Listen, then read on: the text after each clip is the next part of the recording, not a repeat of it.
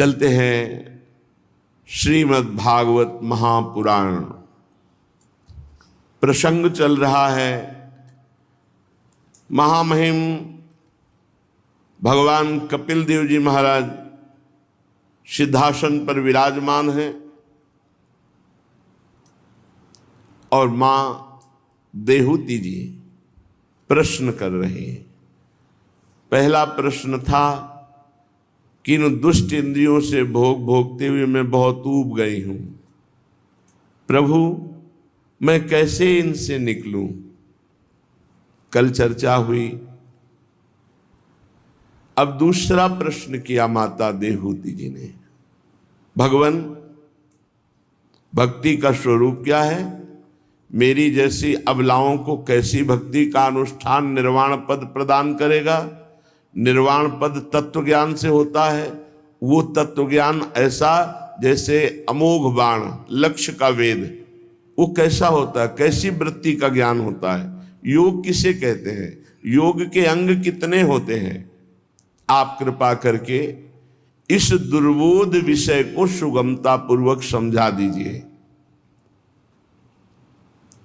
श्री मैत्रेय जी कहते हैं, विदुर जी जिनके शरीर से स्वयं भगवान प्रकट हुए थे, उन अपनी माता का ऐसा प्रश्न सुनकर भगवान कपिल देव जी प्रसन्न मुद्रा में प्रकृति और तत्वों का निरूपण करने वाले शास्त्र का ज्ञान, जिसे सांख्य शास्त्र कहते हैं, उपदेश किया और साथ में ही भक्ति का विस्तार और योग का वर्णन किया। श्री भगवान ने कहा, पूज्य माता जी, जिसका चित्त एकमात्र भगवान में हर समय लगा रहता है, भगवान की भक्ति का स्वरूप क्या है, एकमात्र 24 घंटे कार्य शास्त्र सम्मत भगवत समर्पित और अंदर से भगवान का चिंतन, हर समय भगवान का चिंतन। जो कर्मेंद्रियां हैं, इनसे जितने कर्म बने, अंदर से केवल लक्ष्य हो भगवान की प्रसन्नता के लिए। जो मेरी चरण सेवा में प्रीति रखते हैं, भगवान की चरण सेवा, भगवान की चरण सेवा को केवल एक जगह सीमित न किया जाए कि मंदिर में ही केवल भगवान है। भगवान सबके हृदय में विराजमान है। मेरी प्रसन्नता के लिए सबकी भावना, मैं सेवक हूं, चराचर जगत मेरे स्वामी का रूप है, ये सिद्ध भक्त की दृष्टि होती है। निरंतर भगवान का भजन, स्वाभाविकी भगवान का भजन, सारे कर्म भगवान की प्रसन्नता के लिए, सब में भगवत भाव। तो कह रहे हैं ऐसे भक्त को स्वयं भगवत साक्षात्कार हो जाता है। जो मेरी भक्ति करता है, ना चाहने पर समस्त लोकों के भोग, समस्त सिद्धियां, समस्त वैभव, वैकुंठ का भगवती ऐश्वर्य, इच्छा ना करने पर भी उसे सब प्राप्त हो जाता है। जिन भक्तों ने एकमात्र अपना प्रिय मुझे बनाया, अपनी आत्मा मुझे माना, अपना पुत्र मित्र गुरु सुहृद इष्ट देव सब कुछ मुझे माना, उनको कौन सा भोग, कौन सा ऐश्वर्य, कौन सी सिद्धि ऐसी है, कौन सा लोक का वैभव ऐसा है जो उनके चरण न चूमे। मेरा काल चक्र जो किसी को नहीं बख्शता है, मेरे भक्तों का स्पर्श नहीं कर सकता। जो अपने शरीर संबंधी रिश्ते नातेदार, धन पशु गृह आदि पदार्थ, अन्य अन्य सब संबंध केवल मेरे को स्वीकार किया, सब त्याग कर, भला मैं उनको कैसे त्याग सकता हूं, वो कैसे भी हो, उन्हें मैं मृत्यु रूप संसार सागर से पार करता हूं। जो भक्तजन शुद्ध वैराग्य ज्ञान भक्ति योग के द्वारा मेरे निर्भय चरण कमलों का आराधन करते हैं, उन्हें इस संसार से मैं मुक्त कर देता हूं। चित्त वृत्ति का निरंतर मेरे में लगना ही उत्तम भक्ति का लक्षण है। बस। माता जी ने एक प्रश्न और किया था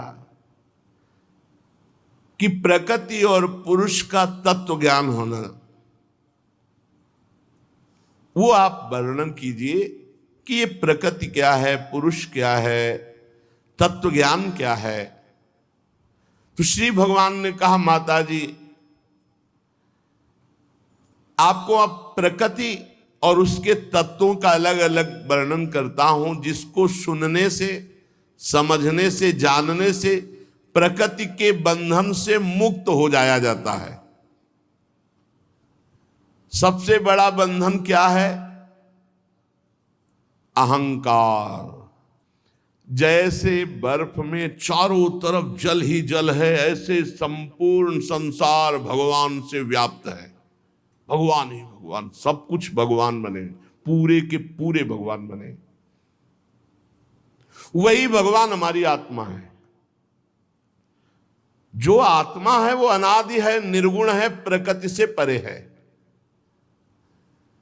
और वही अंतःकरण में उसका पावर स्फुरित हो रहा है, जो अहंकार है। ये उसी शुद्ध अहंकार का प्रतिबिंब समझ लो, उसी का पावर समझ लो। स्वयं प्रकाश आत्मा के प्रकाश से प्रभावित सबकर परम प्रकाशक जोई, उसी से मन, बुद्धि, चित्त, अहम, इंद्रियां सब उसी से चैतन्यता प्राप्त कर रही। सर्वव्यापक उस आत्मस्वरूप ने लीला विलास पूर्वक इस त्रिगुणात्मिका माया को स्वेच्छा से स्वीकार कर लिया। ये गलती हो गई, ये गलती प्रारंभ से हो गई। इस माया को स्वीकार, ये त्रिगुणात्मिका माया तीन शरीरों को, कारण शरीर स्वभाव, सूक्ष्म शरीर अंतःकरण चतुष्टय ज्ञानेन्द्रियादि, और ये स्थूल शरीर पंचभूतों का बना हुआ, इसे स्वीकार कर लिया। यही सबसे बड़ी गलती हो गई। अब इसी को मिटाना बड़ा भारी पड़ रहा है, क्योंकि स्वीकृति बहुत जोर की हो चुकी है। इस प्रकार अपने से भिन्न प्रकृति को अपना स्वरूप मान लिया पंडित जन, इसी को अज्ञान कहते हैं, ज्ञानी जन। यही प्रकृति कारण हो गई जीव को फंसाने की। बहुत एकाग्रता पूर्वक माता जी सुन रहे हैं। देहूती जी, देहूती जी ने कहा, भगवान भगवान रुको रुको, ये स्थूल सूक्ष्म कार्य, इसका कारण प्रकृति और पुरुष, आप इसका वर्णन कर रहे हैं तो थोड़ा सा और विस्तार से वर्णन कीजिए। भगवान ने कहा, जो त्रिगुणात्मिका अव्यक्त नित्य कार्य कारण रूप निर्विशेष माया है, इसी प्रधान तत्व को प्रकृति कहते हैं। पांच महाभूत गिनते जाना, पांच महाभूत और उनकी पांच तन मात्राएं, शब्द, स्पर्श, रूप, रस, गंध, कितने हुए? 10। और 4 अंतःकरण 14 है, और 5 ज्ञानेंद्रियां और 5 कर्मेंद्रियां, कितने हुए? 24। ये 24 तत्वों के समूह को प्रकृति का संपूर्ण कार्य कहते हैं। और इसे तुम अपना मान रहे हो। पृथ्वी, जल, तेज, वायु, आकाश, ये 5 महाभूत हैं। अब 24 की व्याख्या कर रहे हैं। पृथ्वी, जल, तेज, वायु, आकाश, ये 5 महाभूत हैं, जिससे शरीर बना है। ये तुम नहीं हो शरीर। और इसके जो तन्मात्राएं हैं वो गंध, रस, रूप, स्पर्श, शब्द, इनमें फंस गए। सुनना, देखना, भोगना, सूंघना।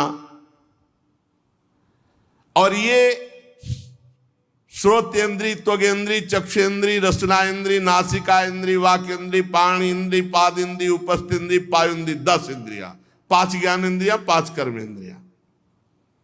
मन बुद्धि चित्त और अहंकार, अंतःकरण चतुष्टय। मन का काम संकल्प विकल्प, बुद्धि का काम निश्चय, चित्त का चिंतन करना, चिंता करना और क्रिया का स्वीकार करना, भोक्ता कर्ता भाव या अभिमान। भाई इतना ही प्रपंच है, इसी में फंस गए हम। 24 तत्व ये और 25वां स्वयं जो इसको स्वीकार कर लिया। महाराज इनसे भिन्न एक तत्व है काल, जो ईश्वर की संहार कारिणी शक्ति है, जो इन 24 में फंस गया तो 25वां को भुगताने के लिए काल है, समय, वो भुगताता रहता है। ये सबको दुख सुख भुगताता है। एक भी कर्म ऐसा नहीं है जो तुम्हें दंड न दे या जिसका फल ना हो। जो ही आप कर्म किए उसी समय चित्रगुप्त ने उसकी चित्र सहित रचना मन में कर दी। समय आने पर उसका आपको ब्याज सहित दंड मिलेगा। परम पुरुष परमात्मा ने अदृष्टवश क्षोभ को प्राप्त हुई संपूर्ण जीवों की उत्पत्ति स्थान अपनी माया में, ये चित्त शक्ति, इच्छा शक्ति, उसी से संपूर्ण ब्रह्मांड प्रकट हुआ है। माया में है, सत्य एकमात्र भगवान है। भगवान ने कहा ज्ञान और भक्ति वैराग्य से चित्र की एकाग्रता के द्वारा जब हम अपने क्षेत्रज्ञ को जान जाते, आत्मस्वरूप को जान जाते हैं, तो ये सब माया में जगत खत्म हो जाता है। एकमात्र भगवान की अनुभूति होती है। जब ये अहंकार से मोहित होकर ये मानने लगता है कि मैं स्त्री हूं, मैं पुरुष हूं, मैं करता हूं, उसी समय दुख का पहाड़ टूट पड़ा। बड़ा खेल विचित्र है। इस अभिमान के कारण, देह की स्वीकृति के कारण इसको पाप लगता है, इसको पुण्य लगता है और ये अपनी स्वाभाविक शांति खो बैठता है। फिर ये उत्तम मध्यम नीच योनियों में उत्पन्न होकर जन्म संसार चक्र में घूमता है। पर यह सत्य नहीं है माता जी। न जन्म न मृत्यु, न संसार चक्र में घूमना। जैसे स्वप्न में हम नाना प्रकार के दृश्य देखते, जागने पर झूठा होता है, ऐसे शुद्ध ज्ञान हो जाए तो अभी सब झूठा है ऐसा अनुभव होने लगेगा। इसलिए बुद्धिमान मनुष्य को चाहिए कि मनुष्य देह प्राप्त करके असत मार्ग का विषय चिंतन छोड़ दे और भक्ति योग के द्वारा भगवान का भजन करे। इसी से कल्याण हो जाएगा। ये निवृत्ति दे अभिमान की कैसे होती है? जो हमारा अभिमान बैठ गया है कि मैं स्त्री हूं, मैं पुरुष हूं, मैं अंतःकरण में ममता, स्वभाव में ममता, ये कैसे हटेगा? तो बोले श्रद्धा पूर्वक बार बार चित्त को अभ्यास के द्वारा भगवान में लगाओ, बार बार एकाग्र करो, बार बार इसे प्रभु में लगाओ। जब ना लगे तब रो। प्रभु के लिए रोते हुए बहुत कम हो, अपने लिए तो इतने मोटे मोटे बढ़िया आंसू गिराते हैं कि लालच लगता है कि अगर ये प्रभु के लिए रोए तो जन्म जन्मांतर का ये जो जन्म मरण चक्र है ये मिट जाए। प्रभु के लिए रो, प्रभु मेरा मन आप में नहीं लग रहा है इसलिए कृपा करो मेरा भजन बन जाए। कभी जलन पैदा हो भजन करने के लिए, तो बड़ी विचित्र बात है। किसी भाग्यवान के हृदय में भगवान की भक्ति की जलन होती। पहली बात, जहां जहां मन जाए वहां से हटा करके नाम में, मंत्र में, प्रभु में लगाओ। दूसरी बात, मेरी कथा एकाग्रता पूर्वक श्रवण करने से ये देहाभिमान नष्ट होने के उपाय भगवान स्वयं बता रहे हैं। तीसरा, पहला जहां जहां मन जाए भगवान के नाम रूप में लाओ। दूसरा, एकाग्रता पूर्वक कथा सुनो। और तीसरा, समस्त प्राणियों में भगवत भाव रखने से। चौथा, कभी किसी से झगड़ा ना करने से देहाभिमान नष्ट होगा। आपको कोई गाली दे रहा है, अपमान दे रहा है, चुपचाप सुन के चल दो। भगवत मार्ग है, चल दो। बोले वो बढ़ जाएगा, नहीं, उसको घटाने वाला कोई है, उसको घटाने वाला है। तुम क्षमा करो, तुम्हारी क्षमा उसके ऊपर सांप से भी बढ़कर दंड देने वाली बन जाएगी। है ना, कोई देख रहा है, ईश्वर देख रहा है, वो अपने आप हिसाब कर देगा। किसी से झगड़ा वैर ना करने से। और किसी भी वस्तु व्यक्ति स्थान में आसक्ति न करने से। खतरनाक चीज है आसक्ति। ये आसक्ति ये जाति नहीं है। किसी व्यक्ति से आसक्ति कर लो, वस्तु से आसक्ति कर लो, बहुत खतरनाक है, बहुत खतरनाक। और ब्रह्मचर्य रहने से, गृहस्थ है तो संतान उत्पत्ति के लिए केवल आदेश, और अन्य भाव में हर समय ब्रह्मचर्य रहे। ब्रह्मचर्य एक बहुत बड़ी जीवनी शक्ति है। ब्रह्मचर्य एक बहुत बड़ा लाभ है। ब्रह्मचर्य एक बहुत बड़ा परमानंद है। हम साधारण भाषा में कहते हैं जिसके निकालने में तुम सुख का अनुभव करते हो, उसके रोकने में कितना सुख होगा। हर रोग से लड़ने की सामर्थ्य, हर बात को अपनी स्मृति में लाने की सामर्थ्य, हर क्रिया को उत्साह पूर्वक करने की सामर्थ्य, बहुत से सद्गुण ब्रह्मचर्य में है। ब्रह्मचर्य हमारे शास्त्र में सर्वोपम रूप से कहा गया है। व्रतों में महान व्रत ब्रह्मचर्य व्रत। इसी से सारे परमार्थ प्रकाशित होते हैं। और भगवान आगे कह रहे हैं वाणी के संयम, मौन व्रत। ज्यादा बोलना ठीक नहीं है, झूठ निकल जाएगा, निंदा स्तुति हो जाएगी। सत्संग सुनो और माला, काउंटर, ये चीजें बिल्कुल आपके हाथ में ही होनी चाहिए। जब कोई बात करने वाला आदमी मिले तो दिखा दो, नहीं माला पूरी हो जाए तब बात कर, फिर बात करेंगे, निकल लो। बातचीत में ज्यादा समय नष्ट करने से अपराध वृत्ति वाणी से बहुत बनती है। बहुत सूक्ष्म है भजन का खेल। बहुत वाणी को संयम में रख करके। और आगे कह रहे बिना भगवान को भोग लगाए कोई भी पदार्थ ना पाना, इससे देहाभिमान नष्ट हो जाएगा।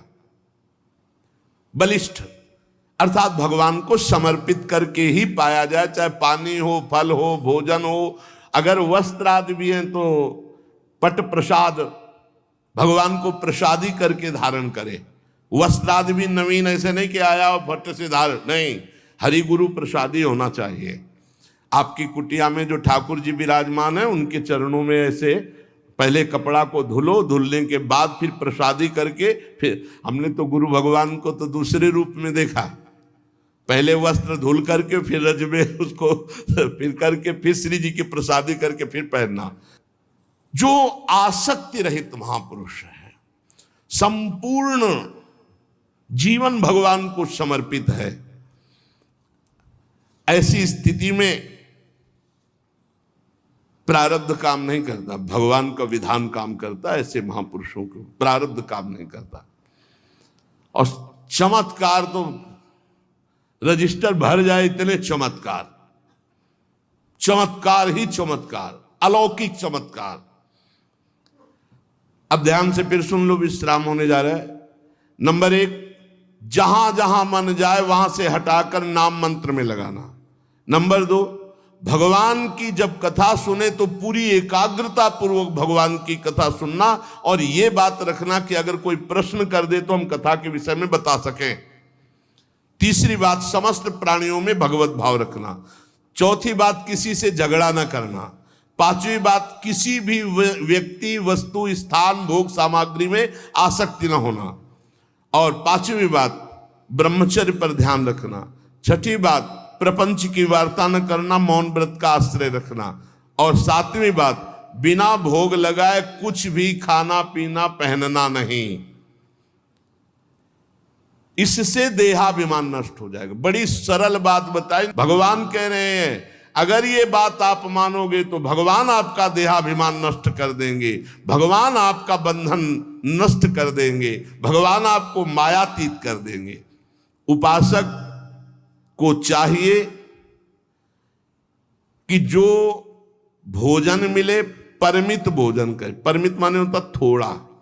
बड़ी ऊर्जा शक्ति भजन में लगती परिमित भोजन करने वाले को। खूब खा खा कर आते हैं और लीवर सब खराब हो जाएंगे, पर भोजन नहीं कम होगा। दांत खराब हो जाएंगे, नए लगा लोगे फिर भी नहीं छकोगे। परिमित भोजन, थोड़ा भोजन पाओ, शांत स्वभाव रखो। और जो ऊपर आपको ये नियम बताए गए कि इन लक्षणों से आपका देहाभिमान नष्ट हो जाएगा, उसको अपने जीवन में उतारो और देखो इसी जन्म में भगवत प्राप्ति हो जाए। हम बार बार रोज इसीलिए कहते हैं कि तुम्हारे अंदर जग जाए बात कि इसी जन्म में हमें भगवान से मिलना है, इसी जन्म, अब हमें आगे नहीं आना है। आगे और ऐसा कलयुग आएगा जिसमें भजन के लिए कुछ भी हमको सपोर्ट नहीं मिलेगा। अभी तो महापुरुषों का सानिध्य है तो सपोर्ट है, तो उनके दर्शन, उनके चिंतन से भजन बन जाता है।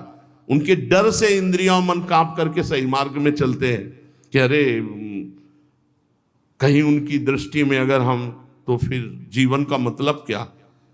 और जब हमें संत महापुरुषों का सानिध्य दुर्लभ हो जाएगा तो फिर परमार्थ भी दुर्लभ हो जाएगा।